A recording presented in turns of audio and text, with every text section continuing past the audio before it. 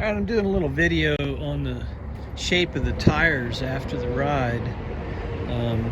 This is one of the Tusk Recons on a KTM 250. This bike got ridden 3 days. The tire was fairly new when we started. You see they rounded off a little bit. And then this one, it's on another KTM 250. This is an IRC V33S. Knobs chunked off, a lot of knobs really ripped. Now this tire's probably got 12 rides on it. It was put on before we went to Albuquerque. You can't see my bike, the Husaberg, the blue one in here, but my tire's got a few more rides than the orange KTM here, and it's the same.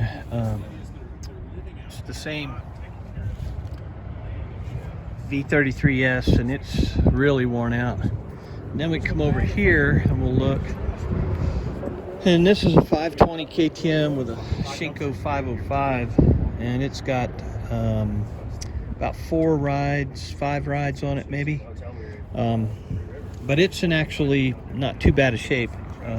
Actually, this is on Kyle's bike. This is a 505 on his KTM 300. This is the 520, and that one, I put that tire on and it did 1, 2, and then 3 days out here, so it's got 4 rides on it, rounding off. No knobs are chunking off of it. And then this is a tire that's probably in the worst shape. This is a Kenda Ibex, real soft compound. That's got 3 rides on it. It's got, 4 rides now. It's got 1 ride in Taylor Park, and then 3 days over here in Utah. And this tire is just destroyed. I would definitely not recommend that one for the kind of riding we do, unless you want to replace it after every couple rides. So, anyway. Okay, thought I'd do a little bit of tire videoing for you guys today. I've got some new tires I'm going to put on these bikes, and I thought I would show you the status of some of these and give you some feedback on them. So this is an IRC V33S Jicata, and you can see it's pretty tore up. Now this tire was put on back in November, and we did 2 days down in Albuquerque, and then rode several times in the winter, and then it's got 3 days worth of Utah riding, and a couple of days after coming back from Utah. Now, as tore up as this is, I can tell you, I mean, you can see knobs chunked off here, that this tire still gives outstanding traction, even in this state. And if I weren't going to do a lot more riding here in the next few weeks, I wouldn't change the tire. I'd keep it on until them knobs were shredded clear off. So for those of you that are looking for a tire, and I had problems with these tires in the past where they tore off a knob and it actually punctured, but I've got them on 2 bikes right now, and they're both in the same state, and they didn't puncture this time, so maybe they made a little bit of improvement on the carcass since the last time I used these tires a couple years ago. But as far as overall traction goes, this tire is probably the best I've ever used, and we run them at about 8 to 9 pounds with tubeless system. Anyway, this is the one on my my Husaberg TE300. It's a 110 100 by 18. So let's go look at some more. Okay, this is the one on my KTM 250 XCW, and this tire was put on at the same time last November. It's got Albuquerque and some winter riding, I didn't mention it on the Husaberg, but that tire's probably got maybe 12, 13 rides on it. This one has a couple of rides less. I just rode it this last weekend. Did some really difficult stuff, a lot of rocks, some gnarly hill climbs, and I didn't lack any traction whatsoever. I mean, it just worked. Even with the knobs, you know, completely tore off like here. Again, if I weren't going to be doing some extensive riding, I would probably leave this tire on and just let it tear off the knobs. Again, it's a IRC V33S, one of the gummies. Let's see if we can see it. Vulcanduro IRC Vulcanduro V33S Jicata. And I'm just really impressed that even with the knobs that torn off, this thing still gets exceptional traction. But she's had her day and we're going to take it off. Alright, so those two IRC tires that are torn up are going to get replaced with two more. And you can see these tires have a big, tall, aggressive knob, but they're pretty soft.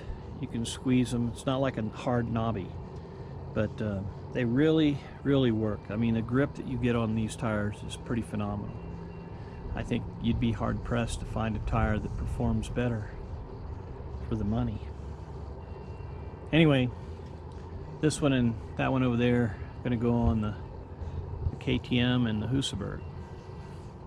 Alright, if you're looking for a budget gummy tire, semi-gummy, I can recommend these Tusk Recons. This is a Recon. It's the house brand of Rocky Mountain ATV, Tusk. This is on my 250XC KTM, and I honestly can't say how many rides there's on this one. I mean, you can see the knobs are starting to round off. They're not cracking. I've been riding this bike this spring quite a bit. It did 3 days in Utah. It did, let's see, we took it to Albuquerque, but I don't think it got ridden. It was ridden some this winter, if I remember right. But this tire, you know, it's going to stay on here for a while longer. These work reasonably well, and they're cheap. They're right now probably the lowest priced 100, 110 or 110, 118 gummy type tire that you can get. For the money, they work pretty good. I'm happy with it. Not as high a performing tire as the IRC, and definitely you know, a little less performance there. I think it's a little bit less performance than a Shinko 505, but not much, and it costs less. The Shinkos have gone up in price. Again, I run about 8 to 9 PSI. I have a tubeless system on here. You can see down here the 2-valve deal. But for the money, if you're looking for a lower price tire, I can recommend it. I think it works reasonably well. Okay, on my 300, I'm going to do a little bit of maintenance on it today too. One of the things about this that I wanted to show on this video is this is the Tusk Recon rear tire. Now, I put this on sometime, I think, back in June. So it's got quite a few rides on it. I don't know how many miles. I'll look up and maybe figure that out here. But what I wanted to show is how worn it is. And when these tires, my experience with it so far is when they get worn like this, they are worthless. I mean, they just have no traction. The 505 Shinkos, when they get worn down to this height, they're not so bad. We've been able to run them, you know, and still, you know, get fairly decent traction. But you can see how these get rounded really bad, and it just literally gives no traction at all at this point. And none of the knobs chunked off, so the tire did hold up for that. But I mean, this has got quite a few rides on it. Pretty much all my summer riding and fall riding. But I'm going to replace it. I'm going to go with the IRC Jacata V33S. I had used those a couple years ago. I'm going to give them another shot because I got some on sale up in Denver for 80 bucks a piece, and they normally run about $95. So I'm going to give them another shot. But this one's done. Okay, last tire. This is on my Honda XR250R. It's a bike that I use for any guests that come out and visit. It's just a good backup bike, and it does get ridden. This tire has been on here for quite some time. It's a Shinko 505 cheater, 110, 118. And again, I'm running a tubeless system on this, and I run again about 8 to 9 psi in it. Now this one's pretty worn down. This tire's been on here for probably a couple of years. This bike gets ridden maybe half a dozen times a year, although last year I rode it more than that. And I'm probably going to ride this bike. I might just ride this bike tomorrow. I'm going to go out and do some riding tomorrow. I enjoy riding this old XR. It's fun. Doesn't make any kind of serious power, but it's a lot of fun to ride. The 505, I like this tire. I always have. It works well. It lasts pretty good. When the knobs start to get rounded off like this, and now these knobs are about, they're maybe 2/3 their normal brand new height. You do start to lose some traction in things like the mud. We had them on last year on the 250 and the 300 when we went back to Tennessee, and we got into a lot of mud, and they were worn down and they just didn't work really well. So if you're a mud rider, there's probably better choices. The Shinko 525 is probably a better choice, and now they have this 520 dual compound, which I haven't run those yet. They're supposed to be pretty good tires. They are more expensive than the other two and hard to find. But for a mid-priced tire for rocky terrain like we have out here in Colorado, the decomposed granite, the rocks, the roots, we don't deal with a tremendous amount of mud. These 505 cheaters work really, really well, and they're a little more expensive than the Tusk Recon. I think they give a little better grip than the Tusk Recon. As far as longevity, I think the Tusk Recon and the Shinko 505 last pretty much the same.